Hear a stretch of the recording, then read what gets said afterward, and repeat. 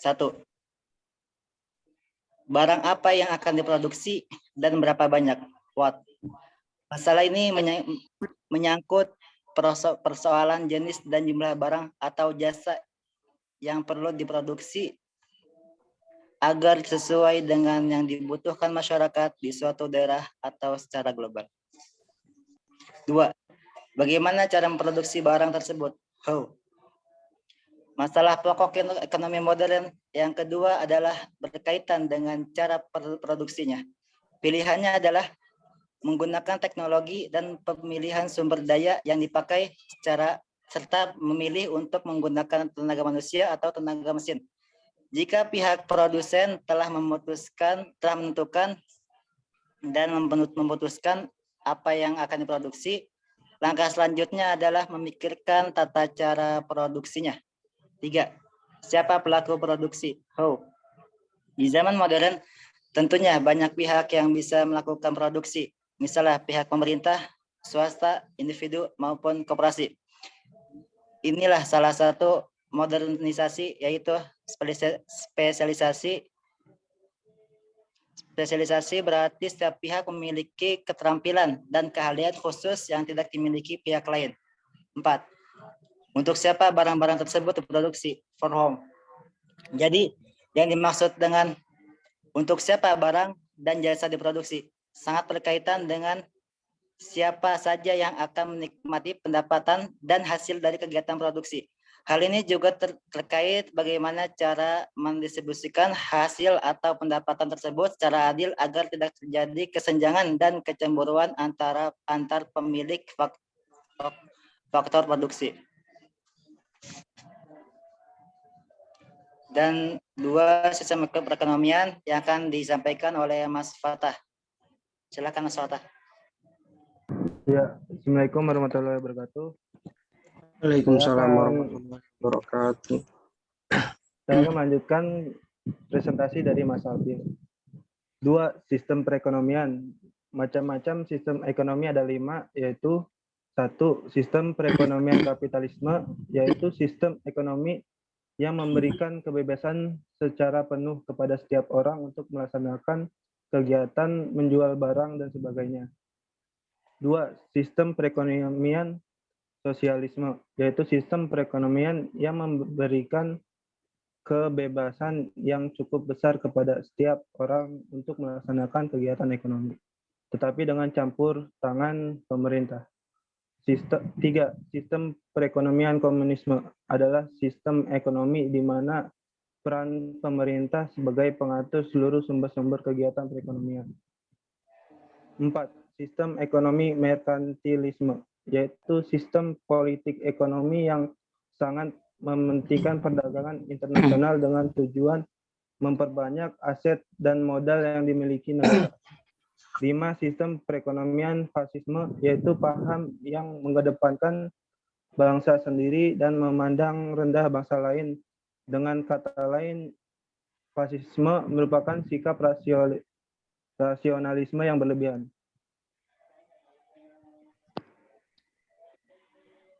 Lanjut, ketiga, pola kegiatan ekonomi akan disampaikan oleh Mas Yayan. Ya, saya di sini akan menyampaikan lanjutan dari presentasi Mas Fatah. 3. Pola kegiatan ekonomi.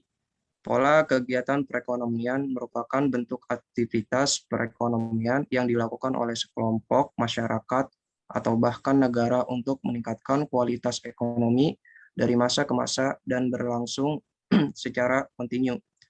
Pola tersebut akan selalu dipantau dari segi kelebihan dan kekurangan yang nantinya akan dijadikan acuan untuk dapat merancang pola kegiatan perekonomian yang lebih baik. Adapun pola kegiatan perekonomian ini akan mencakup banyak pokok pembahasan vital seperti uang, perdagangan, serta spesialisasi yang dapat dilakukan pada tingkat ekonomi, keluarga, hingga negara. Oleh karenanya, setiap pola kegiatan perekonomian akan berbeda tergantung pelaku kegiatan ekonomi itu sendiri. Terkhusus untuk negara, pola kegiatan perekonomian ini akan sangat terlihat dari kebijakan moneter yang dilakukan. Bagaimana sistem manajemen keuangan? sirkulasi aliran pendapatan, serta mekanisme pasar yang diatur oleh pemerintah. Oleh sebab itu, negara akan terus mengadakan reformasi moneter untuk membuat pola kegiatan perekonomian yang baik demi kemakmuran bersama.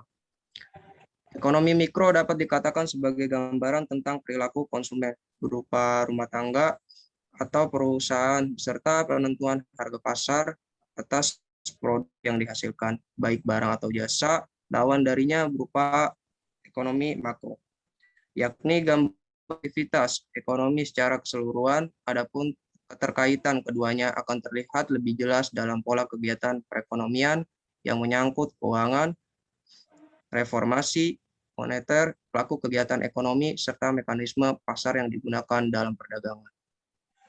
Pengertian uang, perdagangan, dan spesialisasi. 1. Uang. Uang merupakan sebuah benda untuk mewakili alat tukar yang digunakan oleh manusia untuk mempermudah jalannya proses transaksi atas hasil produk barang maupun jasa. Uang merupakan terobosan mutakhir yang mengambil alih peranan barter dalam penggunaan barang maupun jasa di pasar. Semua kegiatan yang dilakukan manusia dalam pemenuhan kebutuhan hidup tidak akan bisa terhindar darinya, karena uang memiliki peran sebagai alat untuk bertransaksi dan alat untuk membayar produk yang sangat dibutuhkan manusia untuk memenuhi segala kebutuhan hidupnya. Asal mula terciptanya uang ini berawal dari gagalnya sistem barter untuk bisa mencapai kesepakatan yang adil antara pihak-pihak yang melakukan transaksi. 2. Perdagangan. Perdagangan merupakan kegiatan ekonomi skala besar yang melibatkan produsen, konsumen, distributor, serta negara dalam prosesnya untuk dapat memenuhi kebutuhan masyarakat secara luas demi mencapai pertumbuhan ekonomi yang baik. 3. Spesialisasi. Spesialisasi dapat didefinisikan sebagai keunggulan yang dimiliki oleh satu wilayah, negara, dalam mengandalkan sumber daya. Adapun tujuan dari pemanfaatan spesialisasi ini dengan sebaik-baiknya adalah agar mendapatkan keuntungan bagi negara. Dalam kurung wilayah yang melakukan spesialisasi dalam sistem perekonomiannya, baik dalam sektor barang dan jasa. Pelaku-pelaku kegiatan ekonomi. Pelaku ekonomi dikategorikan atas beberapa tingkatan yang menjalankan peranan dan fungsinya masing-masing dalam perkembangan perekonomian. Golongan tersebut akan dibagi menjadi 3 bagian, yaitu 1. Rumah tangga. Rumah tangga dapat diartikan sebagai pemilik sektor produksi yang ada untuk menjalankan perekonomian. Rumah tangga menawarkan skill kerja dan skill usahawan. Tidak hanya itu, rumah tangga juga menawarkan faktor produksi seperti barang-barang modal, harta, dan kemakmuran seperti lahan dan tempat bermukim. 2. Perusahaan. Perusahaan merupakan sebuah kelompok kerja berbasis perekonomian yang dibentuk oleh seorang atau sekelompok orang dengan tujuan menghasilkan produk berupa barang dan jasa yang ditawarkan kepada konsumen. Mereka yang melakukan kegiatan pada sektor usaha ini disebut sebagai pengusaha. Dengan keahlian yang dimiliki, mereka bekerja dengan memanfaatkan sumber daya yang ada sehingga dapat mengekstra hasil berupa barang dan jasa yang diperlukan masyarakat dengan baik. 3. Pemerintah. Pemerintah merupakan badan yang bergerak dalam pengaturan ekonomi negara. Adapun badan yang terkait di dalamnya seperti Badan Penanaman Modal, Departemen Pemerintahan, Bank Sentral, Pemerintahan Daerah, Angkatan Bersenjata, dan yang lainnya. Lembaga-lembaga di atas akan mengawasi jalannya aktivitas kegiatan rumah tangga dan perekonomian perusahaan agar mampu melakukan usaha menurut langkah yang benar dan tidak memberi kesan buruk atas pihak manapun. Kegiatan ekonomi lain yang dijalankan pemerintah berupa penyediaan jalan, jembatan, pelabuhan, dan lapangan terbang. Kegiatan lainnya di bidang sosial berupa penyediaan institusi pendidikan serta menyediakan jasa-jasa penting seperti jasa pos dan saluran telepon. Selain itu, negara juga menjaga stabilitas ekonomi melalui kebijakan moneter dan fiskalnya. Demikian dari saya kembalikan ke Mas Abi. Sekian dari kelompok kami.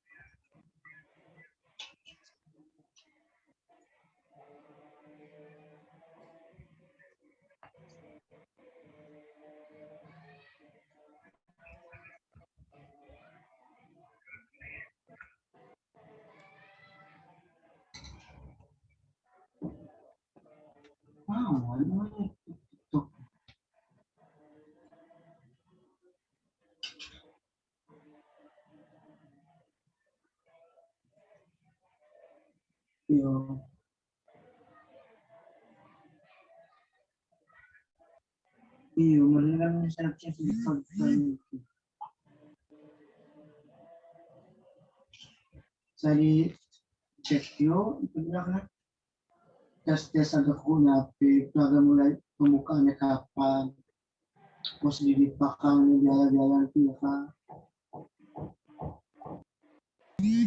cara penyapi.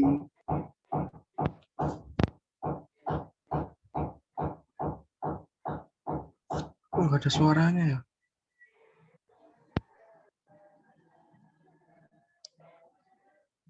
Sekian dari kelompok kami. Saya kembalikan kepada dosen.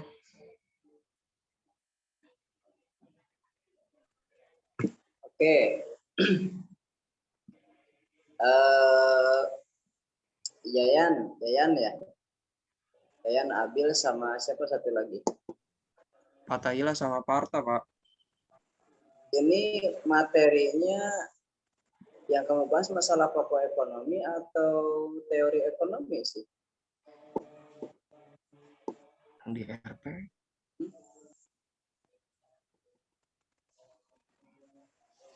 Halo, Bil. Ya, Pak. Yang kamu Masalah bahas pokok ekonomi, Pak. masalah pokok ekonomi. Materi ada 3, Pak. Masalah pokok ekonomi, sistem perekonomian, dan pola kegiatan ekonomi. Enggak, maksudnya sepokoknya yang dalam RPS itu masalah pokok ekonomi atau teori ekonomi?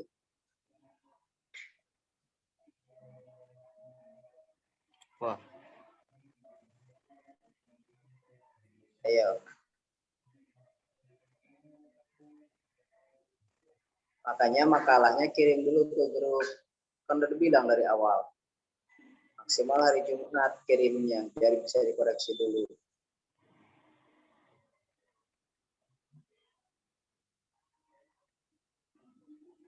Silakan sesi tanya jawab dulu dah. Kalau ada yang ditanyakan.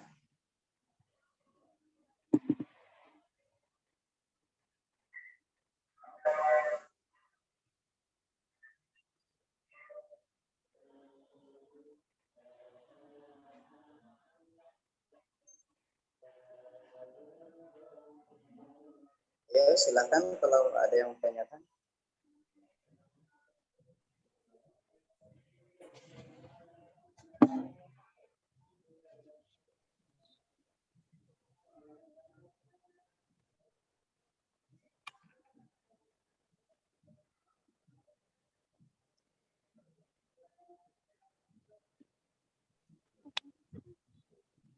Nggak ada.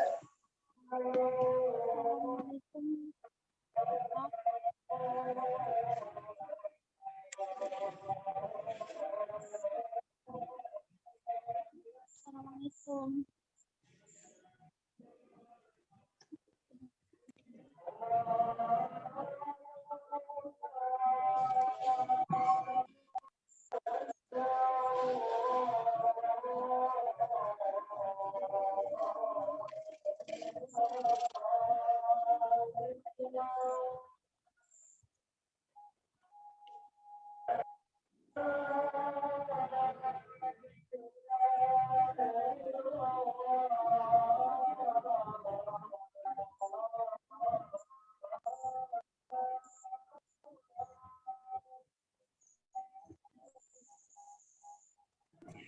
Nampak bobo-bobo nak.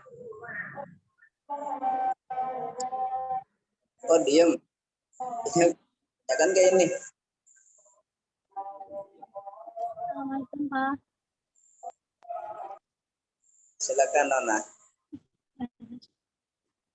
Saya ingin bertanya buat kelompok 1 Pak.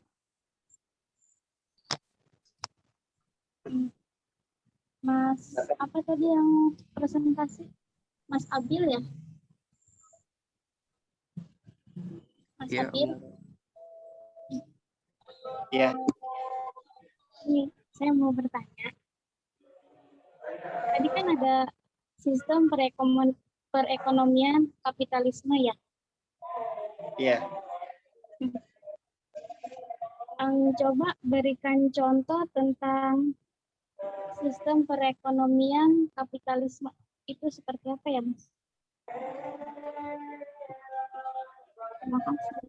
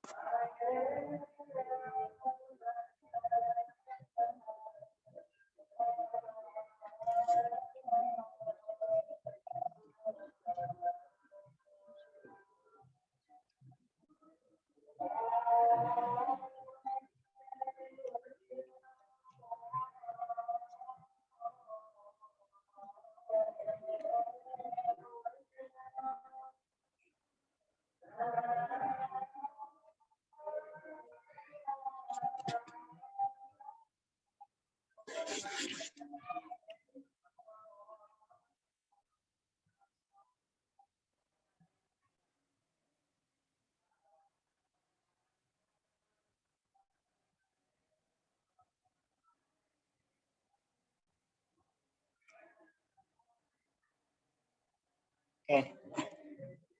Sistem perekonomian kapitalisme. Kalau menurut saya, contoh dari sistem perekonomian kapitalisme, kan sistem perekonomian kapitalisme itu adalah memberikan kebebasan secara penuh kepada setiap orang. Berarti kan objeknya kepada setiap orang. Berarti contohnya semua orang tuh diperbolehkan dagang. Itu adalah contoh sistem perekonomian kapitalisme. Misalkan saya berdagang minyak wangi atau baju koko, atau Mas Yayan berdagang HP, itu adalah contoh perekonomian kapitalisme. Itu jawaban dari saya. Jika salah, mohon Pak dosen diluruskan.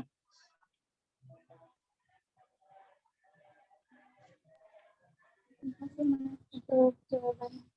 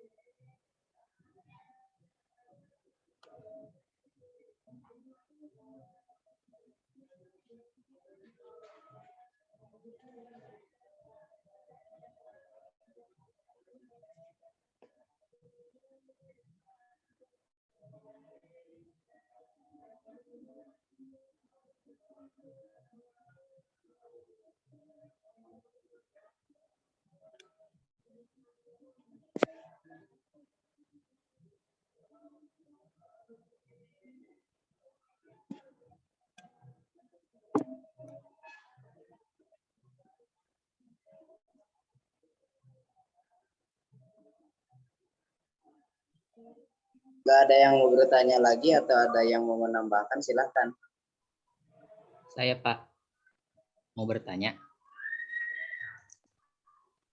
Oke, silakan. Pemateri tolong catat. Ya. Saya ingin bertanya kepada kelompok 1, apakah sistem ekonomi komunisme dilarang di Indonesia atau mungkin yang dilarangnya itu cuma anti ketuhanannya saja? Gitu aja Pak. Terima kasih.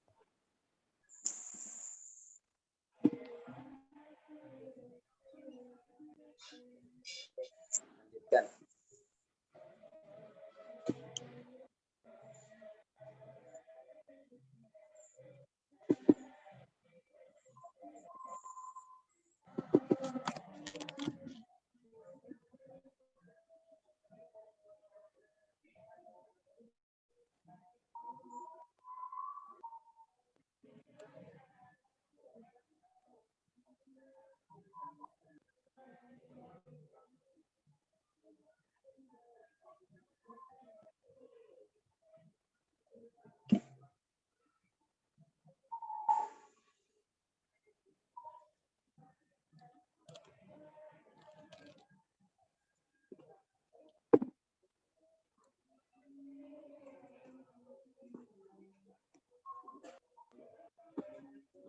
Oke, kalau nggak ada, mau saya tambahkan.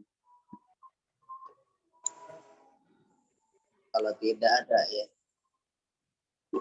Kalau ada ya silakan, saya masih berikan kesempatan untuk kalian untuk belajar berbicara. Karena orang itu belum tentu bisa berbicara ya. Paham tapi belum tentu bisa berbicara.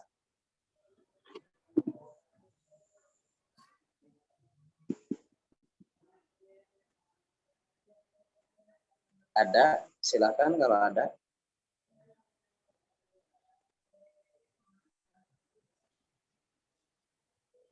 Ya, Yan, gimana Yan?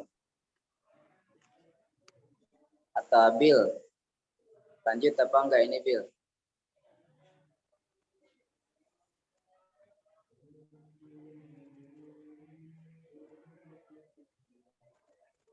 Tadi Itu pertanyaan dari Mas materinya kemana, saya jadi bingung dah. Ya Mas. Tentang perekonomian komunisme. Betul Mas? Ya. Ya, apakah dilarang apa cuma hanya tentang anti ketuhanannya saja? Soalnya komunisme itu yang dilarang.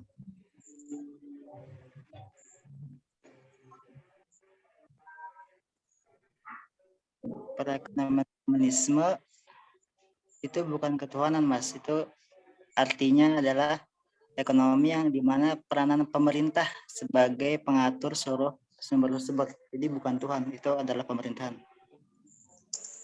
Ya, soalnya saya pernah dengar sih kebanyakan tuh anti ketuhanan ya, para penganutnya. Kalau nggak salah gitu.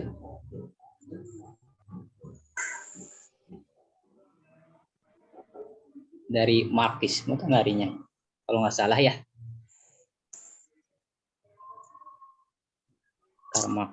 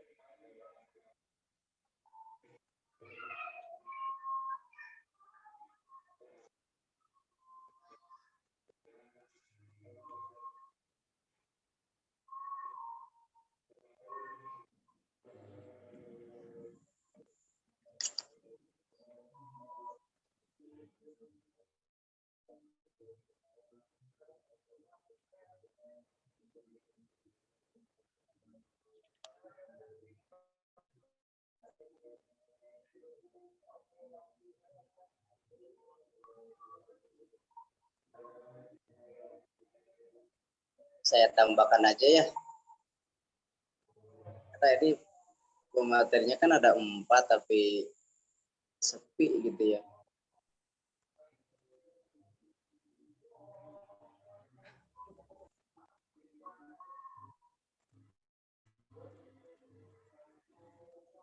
Oke, saya tambahkan ya kalau nggak ada yang ini. Saya berharap sih kalau diskusi itu tidak hanya pemateri saja, tetapi ada dari teman-teman yang lain boleh menambahkan, boleh menyambung. Jadi jangan satu arah, 3 arah boleh dah.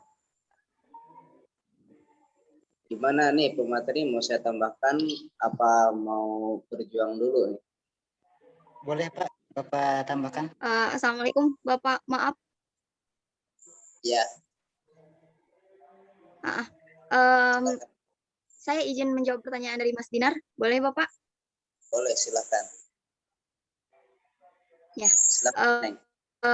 Untuk sistem ekonomi komunisme itu dilarang di Indonesia karena yang apa sih namanya, yang mengusungkannya itu kan maksudnya yang ininya tuh KPI ya Pak, maksudnya dia kan nggak nganggap Tuhan lah ya istilahnya kayak gitu, maksudnya Ya. jadi dilarang di Indonesia Pak. Itu menurut Neng Pak. Terima kasih. Assalamualaikum. Terima kasih Teh. Ih. Ruslan, siap-siap.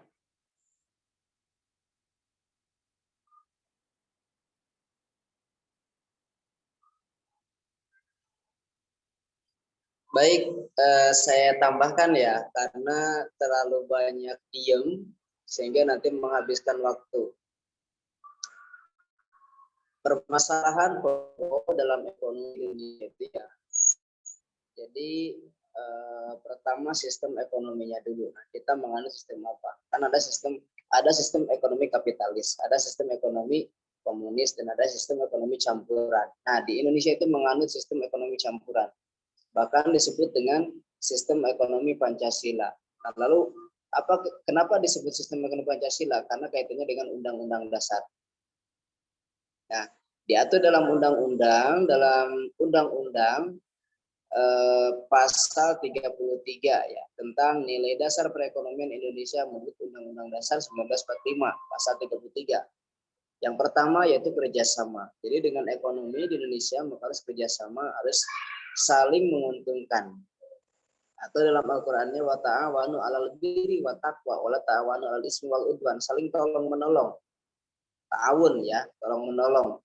Jadi kerjasama di situ saling menguntungkan, tidak boleh ada yang dirugikan. Itu sistem ekonomi di Indonesia. Kemudian adanya gotong royong. Ini juga sama, gotong royong apa tadi? Setahun ya, saling tolong menolong. Tasamuh nanti ke sananya. Nah, kekeluargaan. Dan keempat, keadilan. Jadi tidak boleh ada yang dirugikan. Sistem ekonomi Indonesia. Lalu bagaimana tadi pertanyaan yang disampaikan oleh Dinar? Nah, apakah di Indonesia itu memang dilarang sistem ekonomi kapitalis? Sistem ekonomi, ya benar ya? Komunis ya. Sistem ekonomi komunis itu selain dari ajaran dilarang, maka ekonominya pun sistem ekonomi. Karena sistem ekonomi komunis itu ada atau dikomandoi atau diatur oleh pusat, yaitu siapa? Pemerintah. Ada baiknya ya sistem ekonomi komunis ini. Jadi semuanya akan merasakan tidak ada yang miskin dan tidak ada yang kaya. Tapi di Indonesia seperti itu. Jadi untuk sistem ekonomi komunis di Indonesia tidak. Nah, lalu apa sistem ekonomi komunis, sosialis komunis ini diterapkan di Indonesia akan berjalan dengan baik? Saya rasa tidak akan. Kenapa? Karena Indonesia pertama wilayahnya luas. Yang kedua, kita itu terpisah dengan pulau-pulau. Dan yang ketiga, pulau yang paling padat itu hanyalah Pulau Jawa. Jadi tidak akan bisa kalau misalkan sistem perekonomiannya diatur oleh pemerintah pusat. Tidak akan bisa. Ya. Kasih Pak. Jadi kalau Indonesia itu baiknya diterapkan sistem ekonomi campuran. Sosialis kapitalis yang menganut ekonomi Uni Soviet ya. Tapi kalau sistem ekonomi sosialis komunis itu di Indonesia tidak diperbolehkan. Karena tidak akan bisa. Gitu ya. Nah, sekarang kita kalaupun memang mau dicoba sistem sosialis komunis ya silahkan. Tetapi yang ditakutkan itu takut ajarannya. Karena di Indonesia itu tidak boleh warga negara Indonesia tidak mempunyai agama. Semuanya harus mempunyai agama. Nah, yang ditakutkan oleh kita itu karena kita itu sudah trauma dengan kejadian PKI dulu itu ya. Maka jika ada paham komunis itu udah ekstrim aja dianggapannya. Kalau di kita ya, meskipun itu hanya sistem ekonomi. Padahal komunis itu kan kepercayaan, bukan agama. Karena agama itu hanyalah Islam, Kristen, Hindu, Buddha. Konghucu pun kepercayaan. Nah, sekarang kita kembali pada materi. Masalah pokok dalam ekonomi. Yang pertama adalah masalah pokok dalam perekonomian. Yang pertama, ekonomi terjadi disebabkan karena adanya kesenjangan di antara kebutuhan yang sangat tidak terbatas jumlahnya. Contohnya gini, makanya saya sampaikan dari awal, hiduplah sesuai dengan keadaan, jangan keadaan menyesuaikan kehidupan. Paham ya? Kenapa? Kalau misalkan keadaan menyesuaikan kehidupan, maka akan ada ketimpangan, akan ada kesenjangan. Contohnya kalian, ataupun kita. Dalam masalah pokok ekonomi, kita tidak akan merasa bebas. Kita tidak akan merasa puas. Ketika kita memiliki A, maka kepengen memiliki B. Ketika kita memiliki B, maka kepengen memiliki C. Itulah nafsu namanya. Ya. Maka dalam agama kan kalau misalkan dalam ekonomi kita lihatnya ke bawah jangan ke atas. Tapi kalau dalam pendidikan kita lihat ke atas. Kenapa? Untuk motivasi buat kita. Nah, di sini dalam ekonomi sama kesenjangan antara kebutuhan dengan pendapatan tidak sesuai. Jadi inputnya segini, outputnya segitu. Akhirnya bermasalah dalam perekonomian. Maka dari itu kita sebagai mahasiswa khususnya jurusan ekonomi, prodi ekonomi, maka harus pandai-pandai dalam memanage. Makanya ada manajemen ekonomi. Ini gunanya. Dalam Islam juga ada. Manajemen itu bagian daripada disiplin sebenarnya. Jadi kita mendapatkan uang segini, maka bagaimana mendisiplinkan uang kita ini supaya cukup untuk 1 bulan. Bahkan ada sisanya. Bukan berarti kita harus puasa, enggak juga.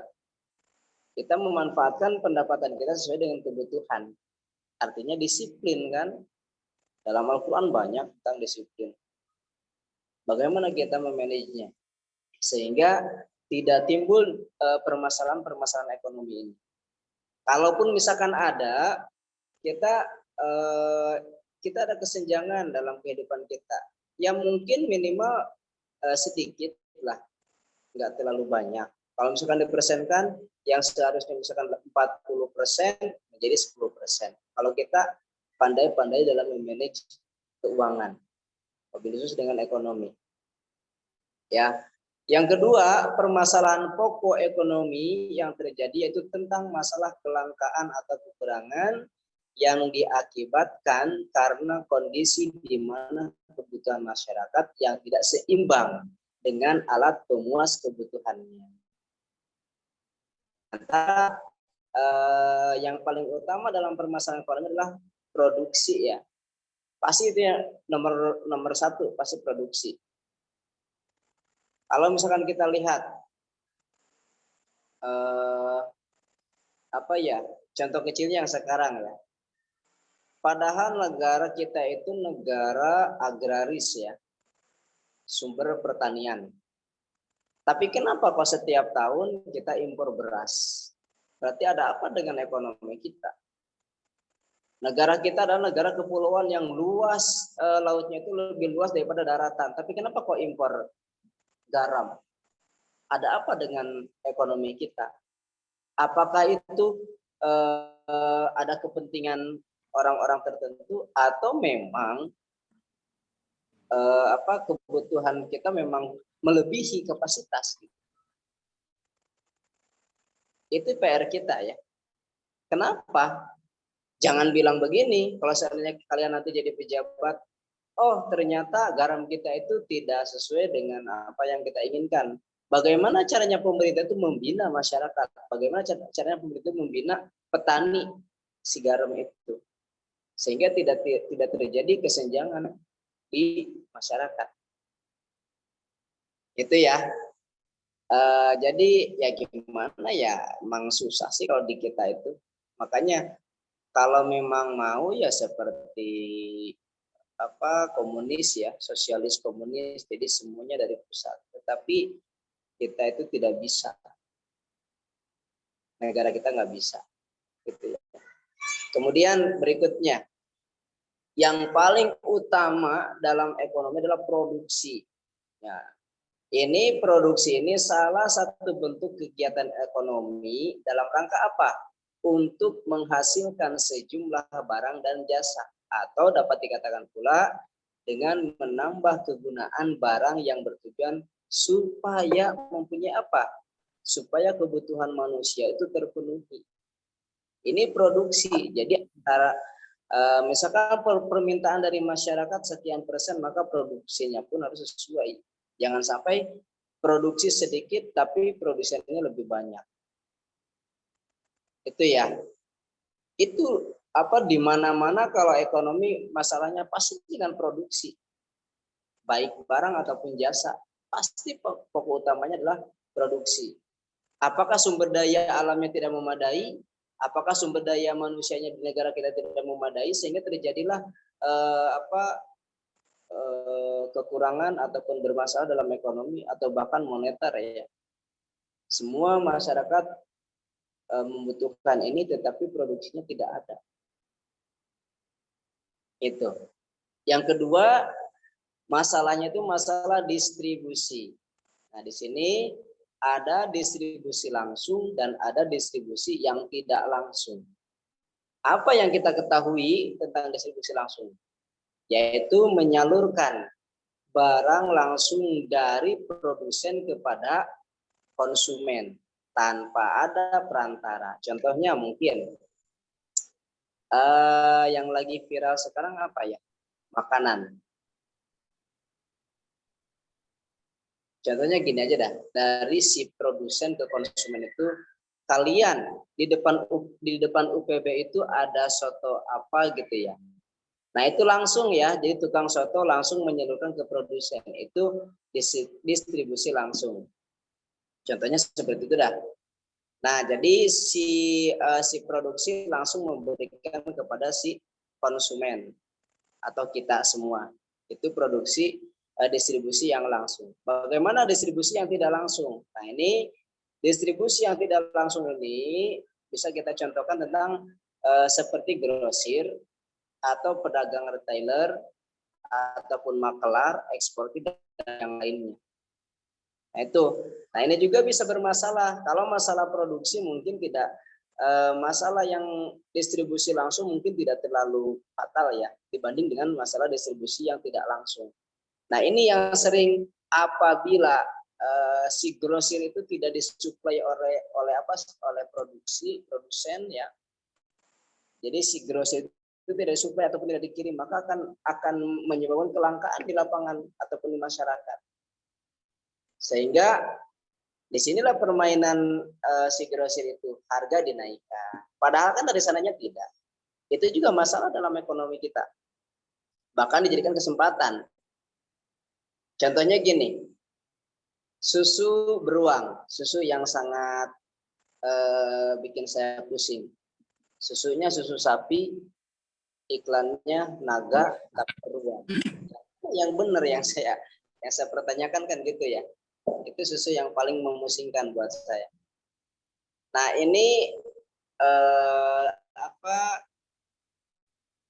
keberhasilan si saya lupa. Jadi si iklan itu berhasil ya. Apa namanya kalau bahasa ekonomi yang suka mengiklankan itu ya?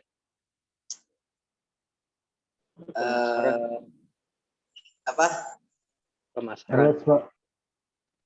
Bukan, saya lupa dah. Pokoknya itu ya, saya lupa dah. Marketing. Marketnya. Jadi si marketingnya itu berhasil. Kenapa saya katakan berhasil? Bahwa susu beruang itu akan membunuh atau mampu menetralisir virus corona. Orang memborong. Kemudian di supermarket di mana-mana harganya yang awalnya 9.000 jadi 20.000 jadi 16.000. Mantap. Nah, kita karena masyarakatnya masyarakat awam sehingga gampang sekali dibodohin. Tetapi ini si marketingnya yang sukses. Bahwa dia mampu menghipnotis kepercayaan dari masyarakat. 100% loh. Naiknya kan berapa? Dari 9.000, dari 8.000 bahkan ke 20.000 satu. Luar biasa. 2 kali lipat. Nah, bagaimana caranya kalian harus seperti itu? Jadi marketing dikatakan berhasil apabila seperti yang susu beruang tadi. Nggak seberapa sih itunya mah ya, produknya nggak seberapa. Tapi iklannya itu luar biasa sehingga mampu menghipnotis siapa? Konsumen. Nah, ini akan jadi bermasalah apabila dari produksi ya tidak berjalan dengan lancar kepada produsen ataupun grosir lah utamanya. Atau apabila adanya maklar ya, itu berbahaya juga akan tidak berjalan dengan lancar perekonomian, khususnya ya makanan pokok ya, karena itu paling utama. Kemudian masalah dalam ekonomi, masalah dalam konsumsi, ada masalah dari dalam dan ada masalah dari luar, intern dan ekstern. Nah, contohnya apa kalau misalkan dari intern ya? Pertama dari intern itu biasanya dari sikap dan kepribadian kita seperti apa. Ini juga akan menjadi daya jual untuk kita. Makanya gini, saya suka iseng ya. Saya kalau lagi menabung ke bank, suka pakai sendal jepit, baju compang-camping, kemudian pakai training. Itu satpam cetus banget, ketus ya. Tetapi kalau misalkan pakaian saya rapi, pakai sepatu, pakai kemeja, kemudian turunnya dari mobil, padahal saya nggak ngapa-ngapain ya ke bank, cuma mau ngambil berapa gitu dikit. Itu disambutnya luar biasa. Nah ini di kita itu masih membedakan status sosial ya. Padahal semuanya sama seharusnya. Nah, di sini akan menjadi faktor dalam konsumsi itu ya apabila kedisiplinan ataupun penghargaan kita kepada orang lain kurang. Ini menjadi awal muasal ataupun asal-asalnya kehancuran dalam perekonomian kita. Jangan jauh-jauh lah di diri kita aja. Apabila kita punya akhlak yang baik, maka kita akan menjadi berharga. Tetapi meskipun kita pintar, kalau misalkan akhlak kita tidak baik, maka akan hancur dan belenggu untuk diri kita sendiri. Gitu ya. Kemudian motivasi dalam diri kita atau pendapatan seseorang itu dalam konsumsi. Berikutnya faktor dari ekstern. Nah, ini bisa jadi karena kebudayaan, bisa jadi karena keluarga, atau adat istiadat yang berlaku di masyarakat atau lingkungan yang ada di lingkungan yang ada di sekitarnya. Itu dalam masalah konsumsi. Kita pun kan kadang-kadang suka memilih-milih dalam mengkonsumsi suatu barang. Oh, seperti halnya 2020 ya kemarin. Gara-gara Presiden Prancis menghina Islam, kemudian semua produk Prancis kita boikot. Itu kan bisa jadi. Konsumsi kita kan apa? Oh, karena Aqua itu produksi Prancis, maka semuanya diboikot. Sehingga dia mengalami kerugian. Kemudian apalagi masih banyak. Nah, itu berarti faktor yang lain. Contohnya seperti itu ya. Kemudian bagaimana dengan perkembangan zaman? Seperti dapat kita rasakan ya, kebutuhan semakin hari semakin beraneka ragam, semakin banyak, kemudian kegiatan ekonomi pun di dalam masyarakat semakin modern. Jadi berarti kita sebagai produksi harus pandai-pandai melihat pasar. Apa yang dibutuhkan oleh masyarakat, maka kita harus kreatif. Jangan sampai menjadi kita sudah modern, tetapi masih menggunakan tradisional atau klasik, maka kita akan kalah dalam bersaing. Gitu ya. Baik distribusi ataupun konsumsi. Distribusi apalagi kita yang mencari konsumen. Konsumsi ya contohnya kita di musim pandemi ini kan tidak boleh berjauh-jauhan gitu kan, tidak boleh berkerumun. Bagaimana caranya? Kita harus mengikuti perkembangan zaman. Kalau beli makanan ya sudahlah grab aja. Nggak usah kita yang ke sana. Kalau beli baju nggak usah ke pasar, cukup dengan online aja. Bagaimana dengan hukum jual beli online yang bertanya nanti kalau misalkan ada ekonomi di semester 3 atau semester 2. Terus berikutnya yang kedua itu apa ya?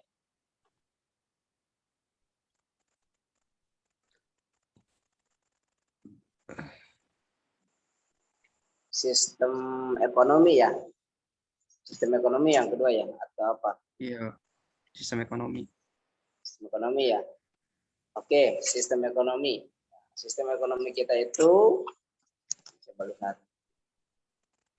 Saya sudah tulis di PPT tapi hanya poin-poin tertentu saja ya.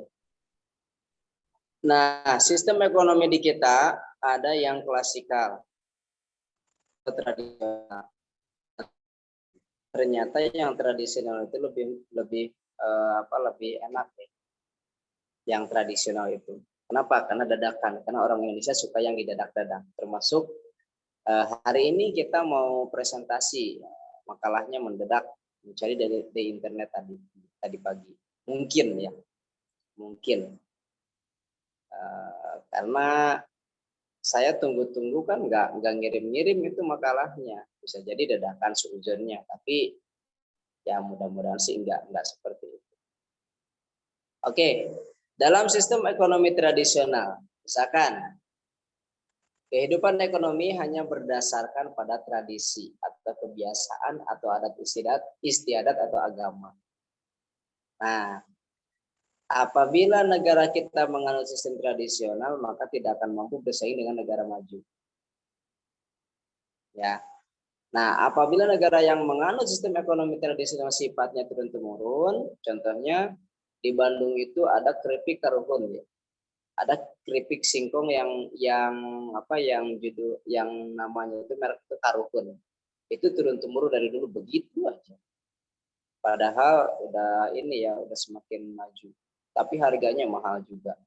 Nah, dalam ekonomi kita tidak boleh sistem turun-temurun atau tradisional. Nah, masalahnya apa?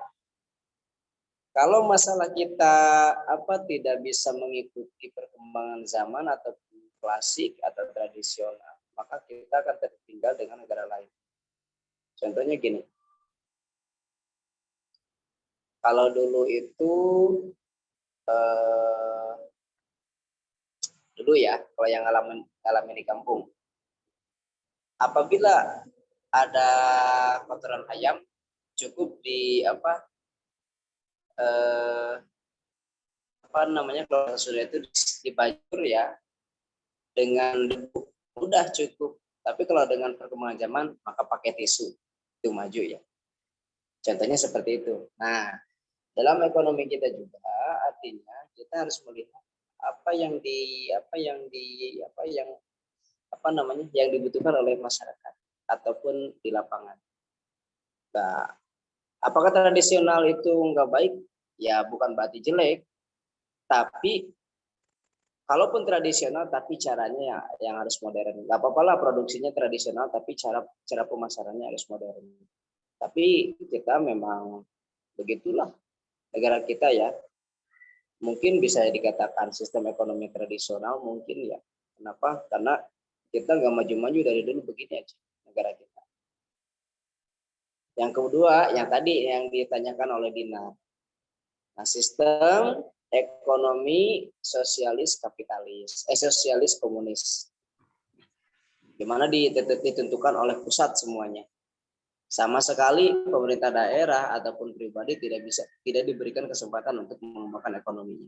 Semuanya ditentukan oleh pusat sehingga masyarakat tidak mempunyai kebebasan atau tidak berkuasa dalam menggunakan sumber daya yang ada.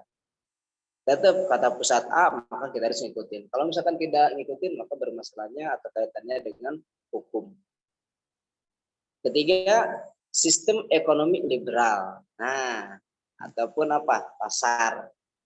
Dalam sistem ekonomi ini keputusan dalam menggunakan sumber daya langsung ditentukan oleh individu.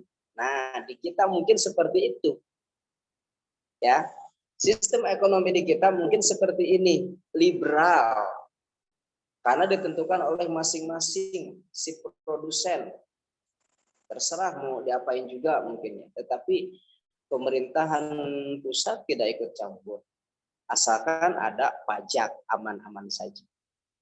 Ya. Asalkan ada pajak dan tidak ilegal, ada izin maka boleh saja. Itulah sistem ekonomi liberal ataupun pasar. Bisa dikatakan pasar.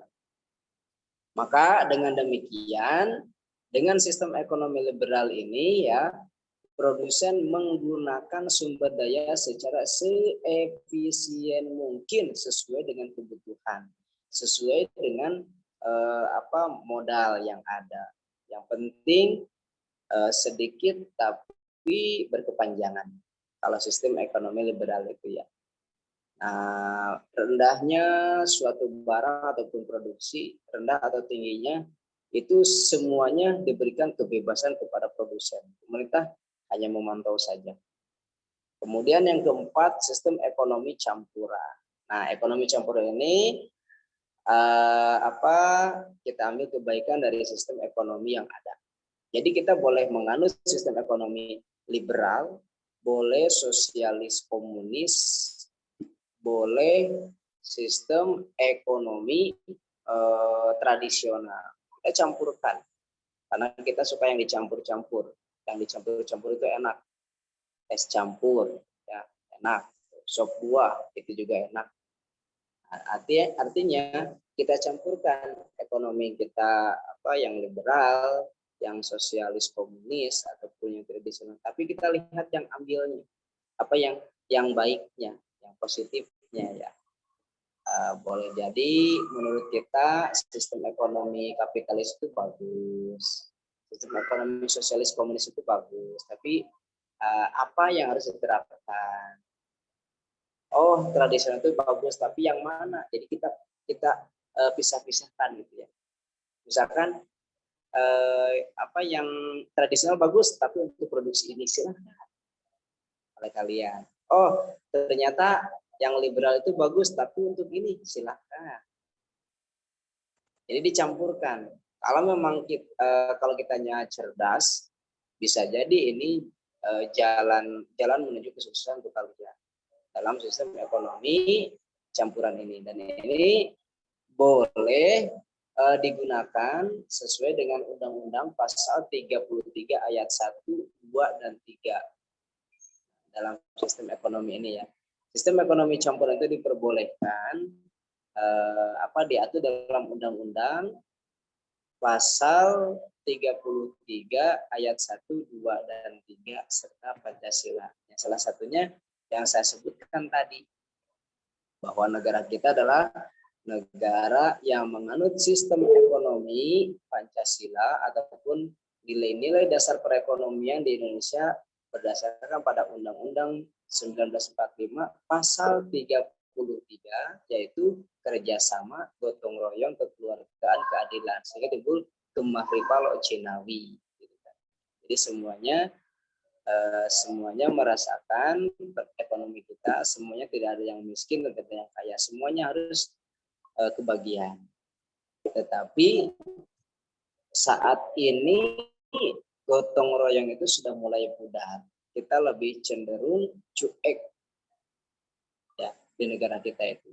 Gotong royongnya itu sudah hilang kalau negara kita. Kerjasamanya mungkin ya ada, tapi kan ada kerjasama yang baik dan ada kerjasama yang kurang baik, bukan tidak baik.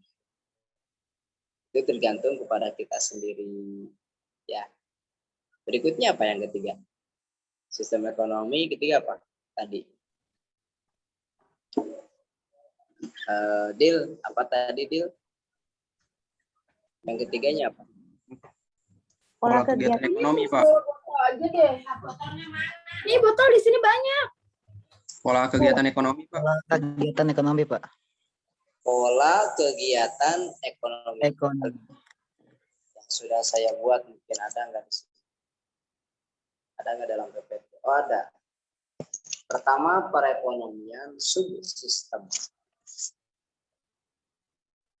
Apakah di antara kalian ada yang paham perekonomian subsistem? Tadi sepintas ada yang menguasai ya. Materi siapa? Silahkan. Sebelum saya tambahkan, ada yang mau memberikan pendapat perekonomian, pola kegiatan perekonomian itu seperti apa? Ada subsistem dan ada perekonomian uang. Mungkin di antara kalian ada yang paham tentang perekonomian subsistem dan perekonomian uang. Silahkan.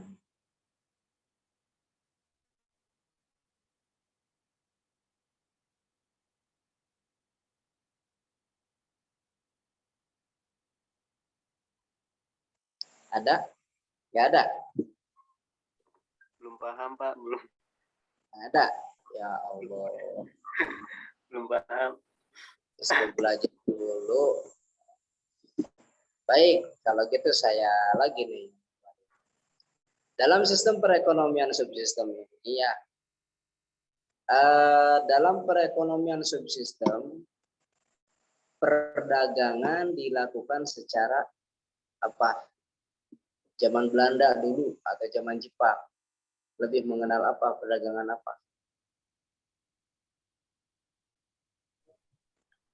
Ya, dalam sejarah waktu zaman Jepang ataupun zaman Belanda, perdagangan apa di kita?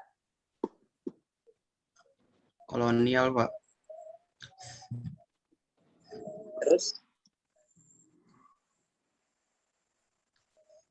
nih, kalau bahasanya nih gini, saya misalkan punya pabrik sepatu, misal, kemudian pabrik sepatu itu kulit. Nah, saya membutuhkan bahan yang mentah, yaitu kulit. Tapi saya nggak punya modal, bagaimana caranya? Misalkan saya ke Mas Tur, bagaimana kalau misalkan kamu memberikan kulitnya yang masih mentah, kemudian saya berikan sepatu yang sudah jadi kepada kamu. Itu sistemnya apa? Ekonominya apa? Barter, Pak. Pinter, ada yang pinter. Tukar menukar. Sistem ekonomi barter. Nah, apakah ini boleh nggak kira-kira? Boleh. Boleh. Boleh apa enggak nih? Sistem ekonomi ini boleh apa enggak? Barter itu. Boleh, Pak. Boleh, yakin? Boleh, Kak. Boleh. Boleh. Untuk pasal status masker nih, masker terakhir nih. Boleh apabila tidak ada yang dirugikan.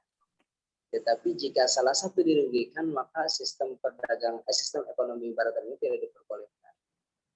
Menukar barang dengan barang boleh, menukar barang dengan jasa boleh, asalkan sesuai katakan atau sesuai dengan akadnya. Akad pertamanya apa? Misalkan nih, saya memberikan ini barter, tetapi saya tidak punya uang, maka dibarter dengan tenaga, nah, boleh, atau dengan jasa, gitu ya. Kemudian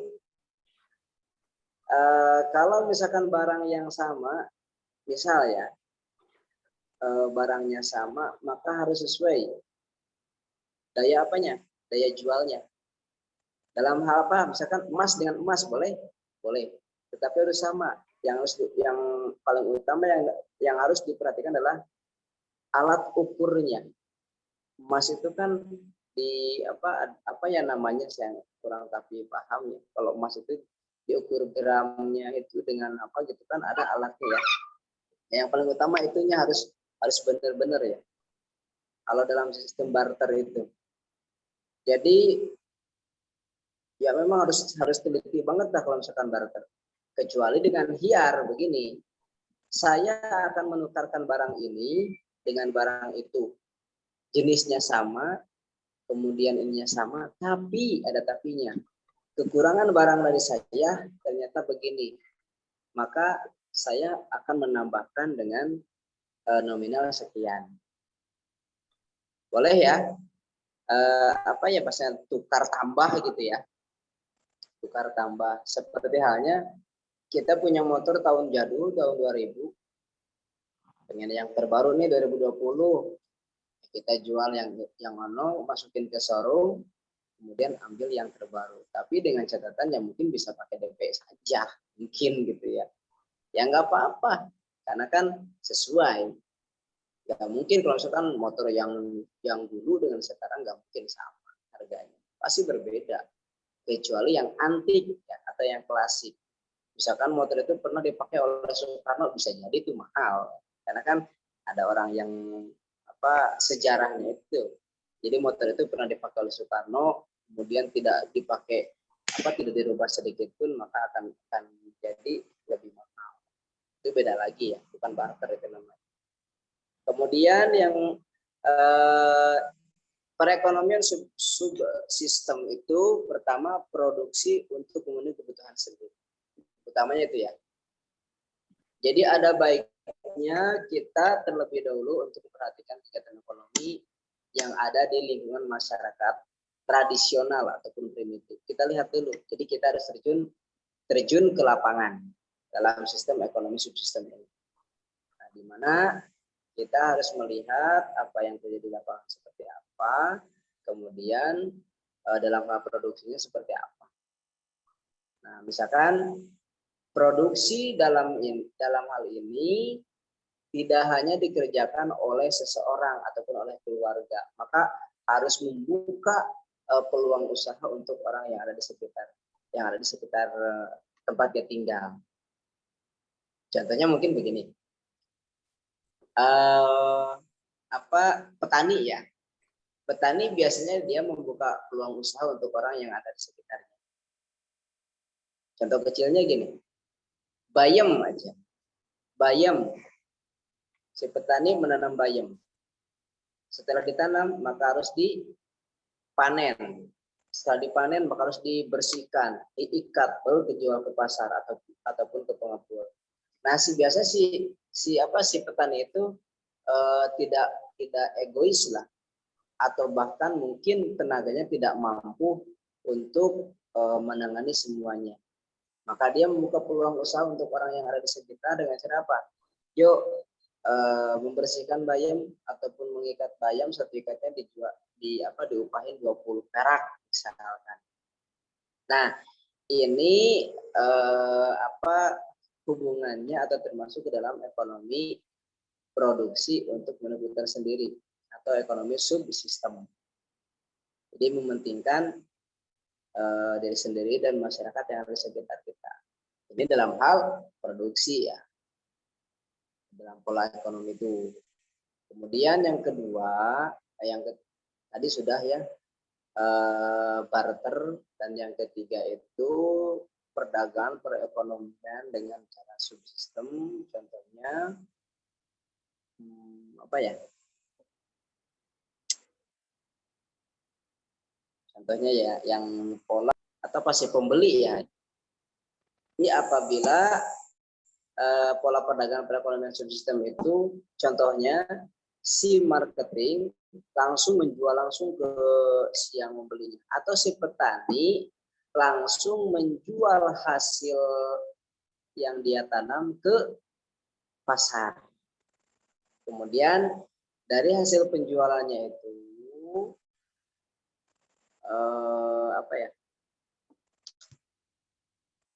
contohnya agak ribet ini biar paham ya.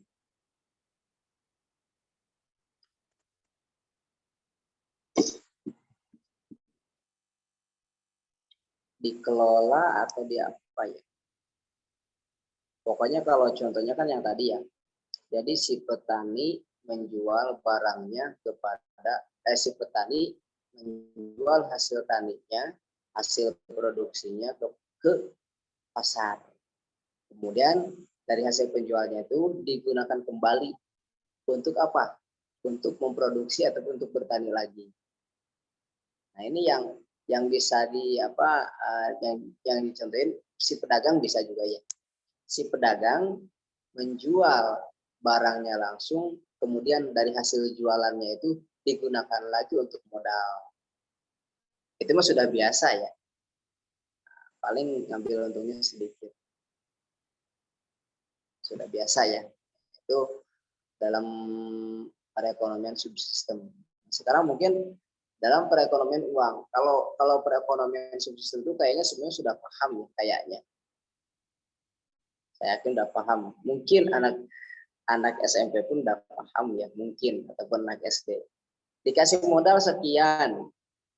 Kemudian bagaimana caranya mendapatkan keuntungan yang banyak. Nah, berarti cara penjualannya itu harus seperti apa? Disisihkan tuh, hasilnya itu disimpan. Untuk apa? Boleh untuk modal, ataupun untuk tabungan masa depan. Boleh ya.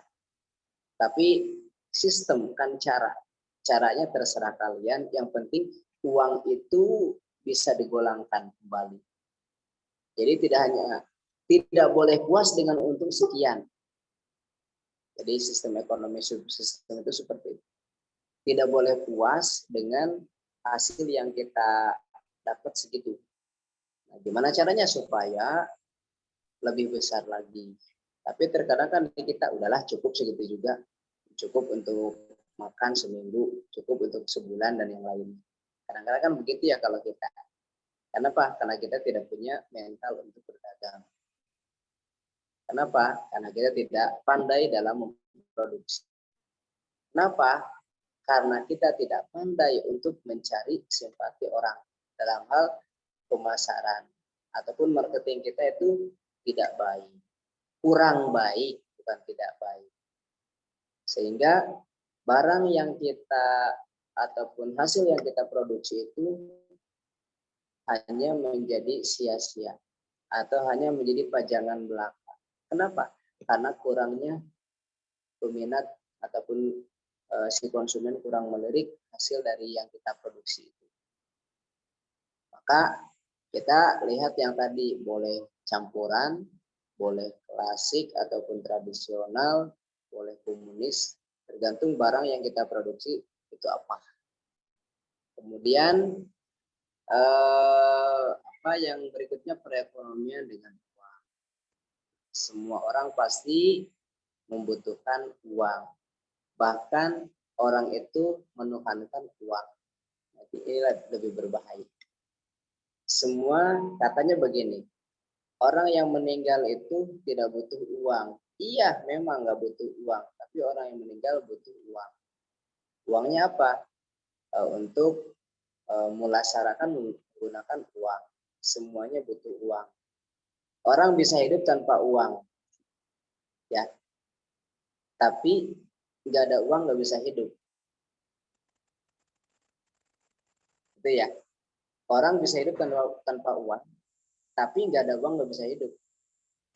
Benar apa salah? Betul, Pak. Benar ya. Orang nggak bisa hidup tanpa uang, tapi nggak ada uang nggak bisa hidup. Kenapa? Karena sekarang semuanya itu menggunakan uang. Oh, dengan cara barter. Jarang orang yang mau menerima barter. Untuk saat ini jarang. Semuanya harus diuangkan dulu. Meskipun ada teori ekonomi barter, tapi jarang. Orang mau barter. Kalau kita lihat dari definisi uang. Nah, di sini Dr. Fuad ya, mengatakan bahwa uang yang diajukan sangatlah banyak dan berbeda-beda antara yang satu dengan yang lain. Berbeda dengan yang dikatakan oleh Dr. Muhammad Zaki. Dia mengatakan bahwa uang itu Dr. Muhammad Zaki itu mengatakan bahwa uang segala sesuatu yang diterima khalayak untuk menunaikan kewajibannya. Jadi segala sesuatu yang kita terima itu bisa dikatakan uang. Uang, dan uang. Manusia nggak butuh uang, tapi uang yang membutuhkan manusia. Atau kebalik, manusia membutuhkan uang. Karena tanpa uang manusia tak ada apa-apanya. Orang bisa dihormati karena banyak uang. Orang bisa dihina karena nggak punya uang. Makanya lihat sifat orang itu apabila dia meminjam uang. Kalau kamu mau lihat sifat seseorang apabila dia meminjam uang. Ketika meminjamnya dia sampai ketika meminjam uang dia sampai memohon-mohon. Tapi ketika membayar utangnya dia mau mohon-mohon nggak mau bayar. Makanya lihat sifat seseorang itu apabila dia meminjam uang. Apakah dia tepat waktu ataupun dia cuek terhadap utang. Itu. Bahkan kalau sekarang kita nagih seperti kita yang ngemis, itulah uang. Uang bisa paham ya? Dengan uang. Bahkan bisa bermusuhan karena uang. Kalau kita sering lihat di berita, orang sampai saling membacok karena perebutan uang. Padahal yang diperebutkan nggak sekira cuma 5.000 perak, tapi bisa terjerumus ke dalam hal yang tidak baik karena gara-gara uang. Mungkin seperti itu ya. Silakan kalau ada yang bertanyakan.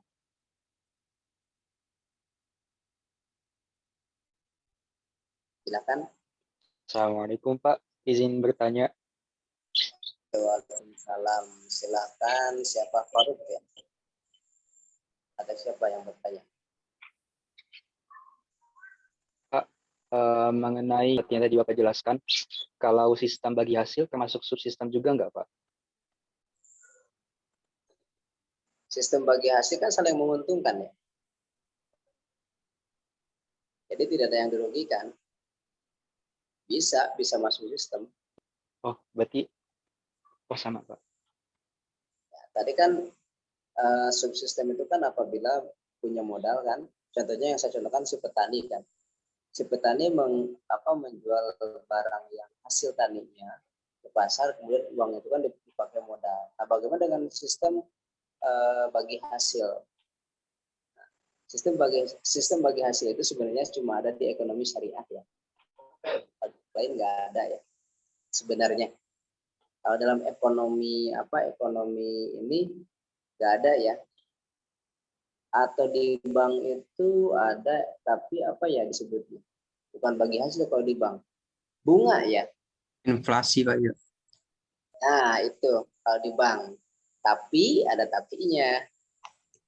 Dalam pandangan Islam seperti apa? Boleh apa enggak? Dalam pandangan Islam. Ada yang mengatakan haram, ada yang mengatakan makruh, ada yang mengatakan sunat. Itu tergantung perspektif kita. Nah, apakah dalam ekonomi bagi hasil termasuk subsistem? Ya, karena sistemnya seperti apa. Yang penting tidak ada yang dirugikan. Jadi kedua-duanya saling diuntungkan. Harus mutualisme, tidak boleh parasitisme. Gitu ya. Itu kalau misalkan Faruk mau melaksanakan ekonomi bagi hasil boleh. Boleh nggak seperti ini misalkan? Ferry meminjamkan uang ke Faruk sebanyak 5 miliar. Kemudian nanti Faruk itu mengembalikan ke Ferry itu 5 miliar lebih 100 juta. Boleh nggak? Atau termasuk riba? Gimana? Riba ya Pak ya? Izin menjawab Bapak boleh? Oke.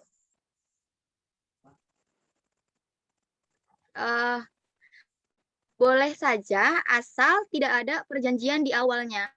Karena kalau misalnya ada perjanjian di awal itu baru termasuk riba. Kecuali kalau misalnya nih Aperi kan pinjemin ke Faruk 500 juta. Nah, terus kembalinya tuh kan 600 juta. Tapi nggak ada perjanjian di awal, itu bisa Pak, nggak apa-apa gitu. Kecuali kalau misalnya Aperinya ngejanjiin nanti kembaliinnya ke saya 600 juta ya gitu. Baru itu termasuk riba.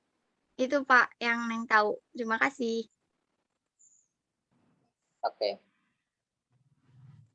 Gimana, Fer?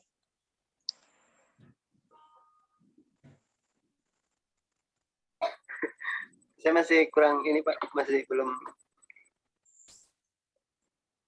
Menurut saya riba sih. Boleh sedikit menambahkan Pak? Lagi.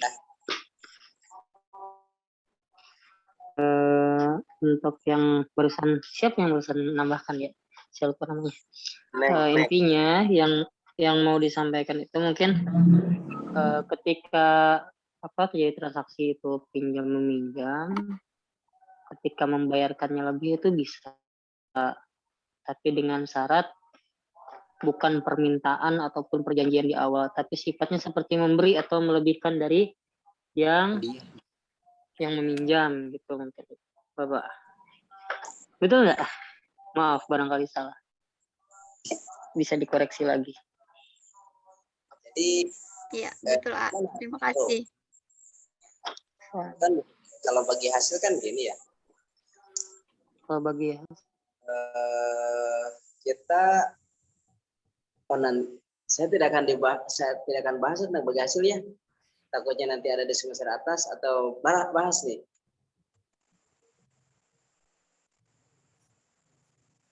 Gimana? Bahas apa enggak? Kalau bagi hasil ya. Mungkin fokus ke yang ini dulu Bapak, yang di pembukaan. Mana ya? Betul, hasil itu praktiknya. Jadi praktiknya seperti apa itu tergantung kepada si pemodal. Modal A dengan modal B. Sistemnya kita hanya caranya. Misalkan 30% dengan 50% tidak mungkin sama kan bagi hasilnya.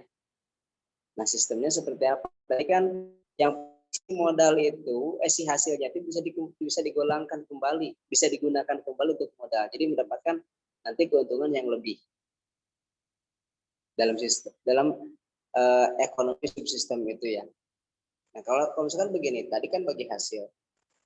Mungkin jarak setahun 2 tahun itu tidak akan mendapatkan bagi hasil, tapi tahun ketiga keempat itu baru mendapatkan hasil. Dan itu pun bagi hasil itu tergantung modalnya berapa dan perjanjiannya berapa, atau istilah bahasa kitanya akad. Ya. Akadnya awalnya gimana? Kalau misalkan tadi yang dicontohkan, meminjam uang sekian, lebihnya sekian. Apabila akad itu kan kata-kata, tapi jangan menyepelekan dengan kata-kata, bisa jadi orang terjerumus dengan kata-kata. Ya, kita mengatakan sesuatu bisa jadi kafir, bisa jadi mukmin. kata-kata itu ya, akad. Makanya sebenarnya dalam akad. Ya, kemudian kita dengan yang tadi contohnya yang dicontohkan itu kan apabila dilebihkan itu tidak ada akad dari awal, maka sah-sah saja. Tapi kalau misalkan ada akad dari awal, maka itu menjadi riba, Fer. Kalau misalkan tadi Ferry dengan Faruk itu di awal itu perjanjian, saya akan pinjamkan kepada Faruk sekian miliar, tapi kamu harus memberikan sekian. Maka yang sisanya itu yang jadi riba.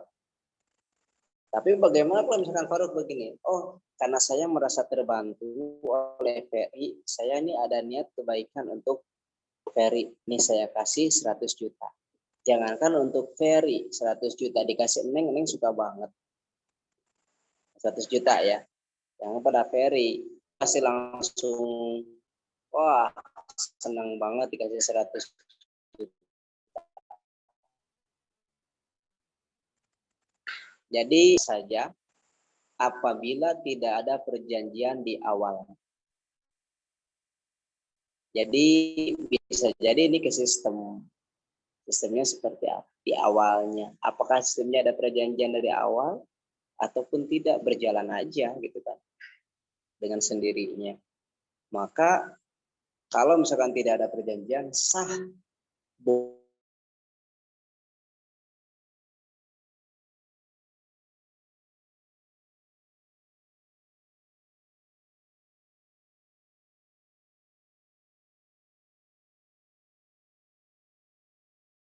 ya. Yang dikatakan riba itu apabila ada akad dari awal. Meskipun cuma 2.000 perak, kalau riba, wah hati-hati. Ya. Oke. Jadi bisa saja Faruk bagi hasil itu. Tapi kalau bagi hasil itu pelaksanaannya bagian. Jadi teorinya begini, tapi pelaksananya di lapangan seperti itu. Gitu, Ruk. Baik, Pak. Terima kasih banyak. Oke, Kumam. Kumam ya, hamam ya. Jelas, Pak. Hamam, kamar mandi, Pak.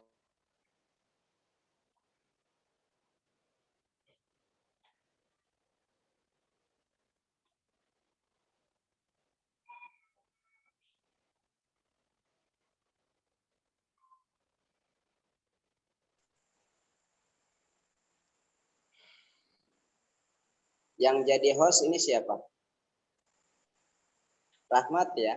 Rahmat. Ya Pak, ya Pak. Rahmat screenshot ya? Oh, Pak. Ini sekarang screenshot Pak. Ya. Oke, siap-siap ya. Ya.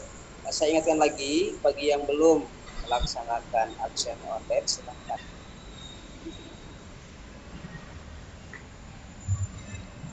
Waktunya sudah habis ya.